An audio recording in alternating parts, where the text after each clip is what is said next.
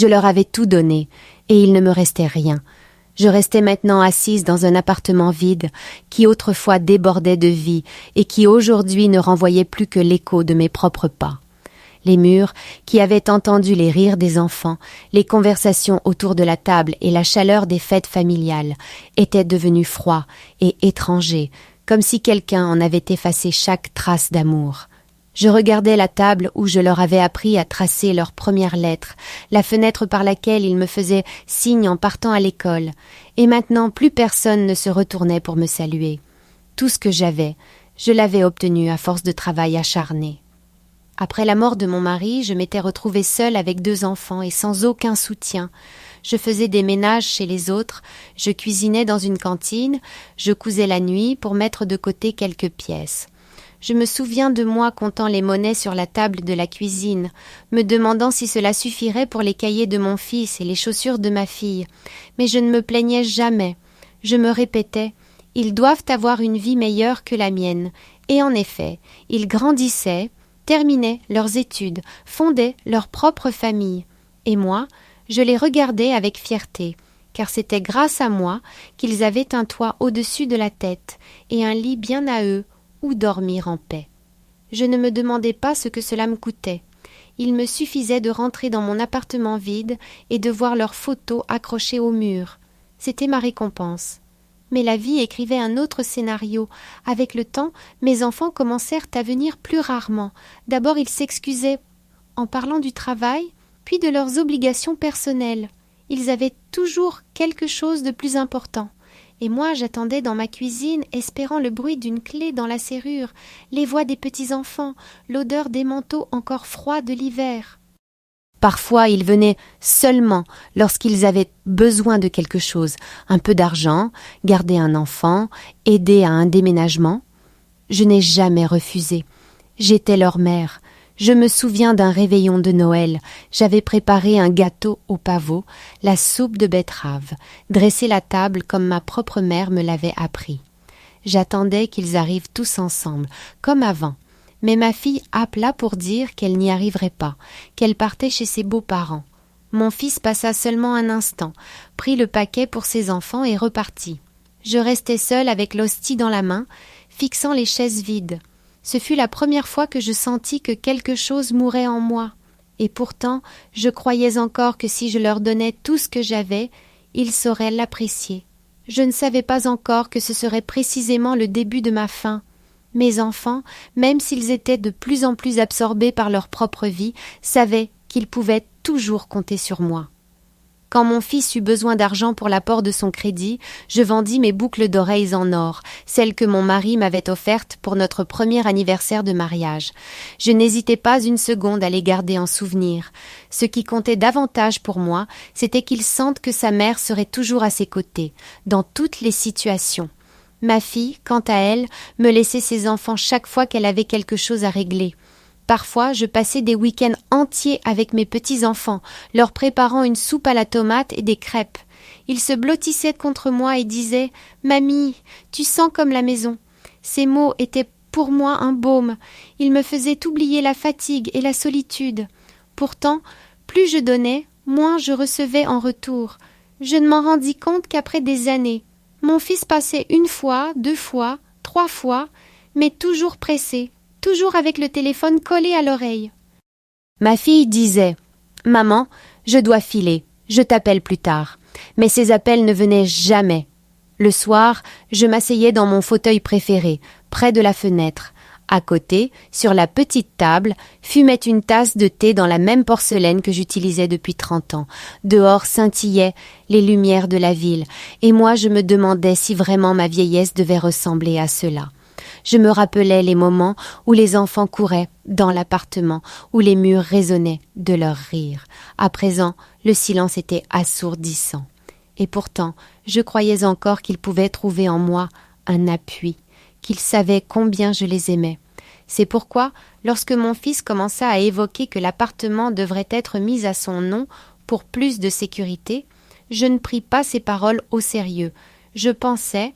Il dit cela parce qu'il s'inquiète, parce qu'il veut aider. Je ne savais pas encore que ce n'était que le début de leur plan.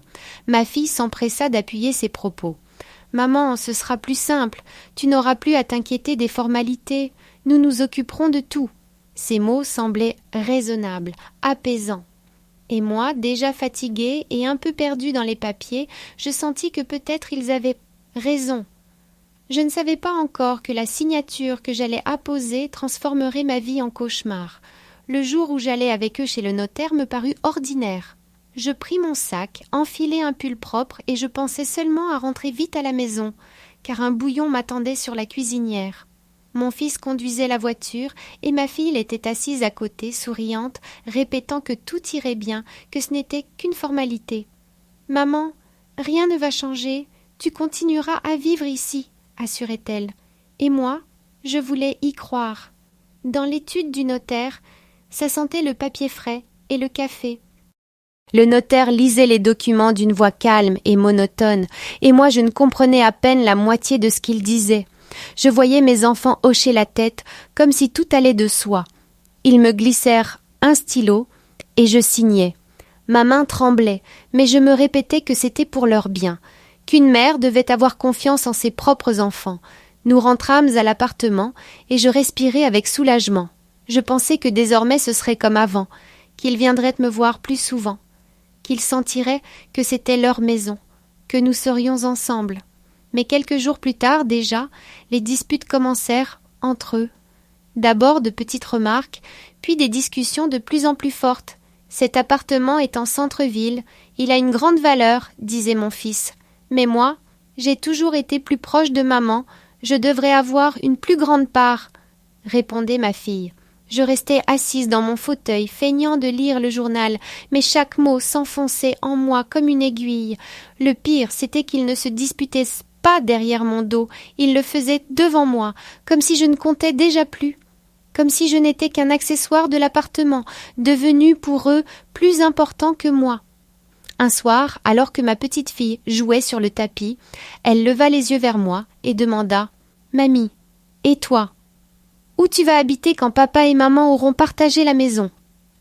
Le silence tomba dans la pièce, si épais qu'il manquait d'air. Mes enfants baissèrent les yeux, mais ne démentirent pas. C'est à ce moment-là que je sentis pour la première fois que je perdais plus qu'un logement. Je perdais ma famille. Chaque jour, l'atmosphère à la maison devenait plus lourde. Mon fils arrivait avec une serviette pleine de documents, ma fille avec une calculatrice à la main. Ils discutaient à table comme s'ils menaient une négociation commerciale, et non comme s'ils partageaient la vie de leur mère. Moi, assise à côté, je me sentais de plus en plus petite, de plus en plus inutile. « Il faut faire des travaux pour augmenter la valeur de l'appartement », disait mon fils en tapotant sur ses papiers. « Mais la moitié de l'argent devrait être pour moi, car c'est moi qui me suis toujours occupée de maman », répondait ma fille. Je les écoutais, et j'avais l'impression que chacune de leurs phrases m'éloignait un peu plus de ma propre maison. Un jour, mon fils ouvrit ma petite armoire sans me demander et se mit à fouiller dans mes papiers. « Voilà les factures d'électricité et de gaz, il vaut mieux que ce soit moi qui m'en occupe, » dit-il d'un ton qui ne souffrait aucune objection. Ma fille, de son côté, prit une boîte avec mes vieilles photos et commença à choisir lesquelles valaient la peine d'être gardées et lesquelles n'étaient que des déchets sans pédiche. Je sentis une vague de honte et d'impuissance m'envahir. Ces photos étaient des fragments de ma vie, notre mariage, les premiers anniversaires des enfants, les vacances au bord de la mer. Et pour eux, ce n'était qu'un tas de papier bon à jeter. Le soir, je m'assis dans la cuisine et je pleurais en silence, pour qu'ils ne m'entendent pas. Dans mes mains, je serrais la tasse de ma mère, la seule chose qu'ils ne m'avaient pas encore enlevée. C'est alors que j'entendis une conversation dans le salon. « Maman devrait trouver quelque chose de plus petit. Cet appartement est trop grand pour une seule personne, » disait mon fils. « Oui, et alors nous pourrions enfin le vendre, » ajouta ma fille. Mon cœur s'arrêta. Je compris qu'ils ne voyaient plus en moi une mère. Je n'étais pour eux qu'un obstacle sur le chemin de l'argent. Quelques jours plus tard, mon fils arriva avec un plan déjà prêt. Sur la table, il étala des annonces d'agences immobilières, pointant du doigt des photos de petits studios en périphérie de la ville. « Ce sera mieux pour toi, maman, moins d'entretien plus près de la clinique. » Nous nous occuperons du reste. disait-il calmement, comme si ses paroles étaient logiques et indiscutables. Ma fille acquiesçait, ajoutant que, seule, je ne pouvais pas gérer un si grand appartement. Je restais assise dans mon fauteuil, incapable de croire ce que j'entendais. Il planifiait ma vie sans me demander mon avis. Il y a encore quelques mois, il me promettait que rien ne changerait. Et maintenant, il me déplaçait dans un lieu étranger comme un meuble dont on ne veut plus. Le lendemain, ma fille apporta une valise. « Maman, nous allons t'aider à faire tes affaires, » dit-elle, et dans sa voix il n'y avait pas la moindre trace de honte. Elle ouvrit mon armoire et commença à sortir mes vêtements, les pliant à la hâte. Mon fils descendait déjà les cartons dans l'entrée. Moi, je restais assise en silence, comme paralysée, puis j'entendis le déclic de la serrure. Je me tenais dans le couloir, ma valise à mes pieds, et eux ouvraient déjà la porte. « C'est pour ton bien !» lança mon fils, sans me regarder dans les yeux. Ma fille fuyait mon regard. Quand je sortis sur la cage d'escalier, je sentis un froid qui me pénétra jusqu'aux os. La porte se referma doucement derrière moi, comme si elle coupait net tout ce que j'avais vécu dans cet appartement. Dans ma main, je ne tenais qu'un petit sac et la tasse de ma mère que j'avais réussi à cacher. Tout le reste était resté là, avec mon cœur. Je me tenais sur la cage d'escalier, ne sachant pas où aller. La valise était lourde, même si je n'y avais mis que quelques affaires.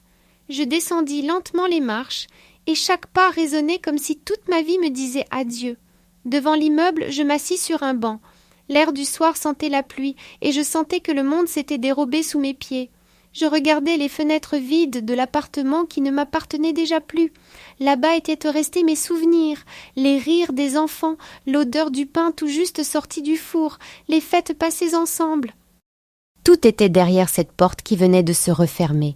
Les larmes coulaient sur mes joues et mes mains tremblaient, tandis que je serrais la tasse de ma mère, le seul objet que je n'avais pas laissé leur prendre. C'est alors qu'apparut ma voisine, Madame Hélène, une femme âgée avec qui jadis nous échangions des recettes et qui demandait toujours des nouvelles de mes parents. Elle s'assit à côté de moi et posa sa main sur mon épaule. « Viens chez moi, tu ne peux pas rester là comme ça, » dit-elle doucement. Je n'arrivais pas à croire qu'en cet instant je recevais plus de chaleur de ma voisine que de mes propres enfants. Elle prit ma valise et me conduisit jusque dans son appartement. Sur la table, une théière embaumait, et dans un coin une petite lampe diffusait une lumière tendre. « Tu n'es pas seule, » ajouta-t-elle, et pour la première fois depuis longtemps je sentis qu'il restait encore de la bonté. Cette nuit-là, je mis longtemps à trouver le sommeil. J'étais allongée dans un lit étranger, dans une chambre étrangère, mais avec la certitude que je gardais en moi des souvenirs que personne ne pourrait m'arracher. Je fermai les yeux et je revis le visage de mon mari, qui m'avait autrefois promis que je ne serais jamais seule. On peut perdre une maison, on peut se voir enlever des objets, mais l'amour et la mémoire ne se vendent pas. Et même si je leur avais tout donné, j'ai compris que ce que j'avais de plus précieux était resté en moi.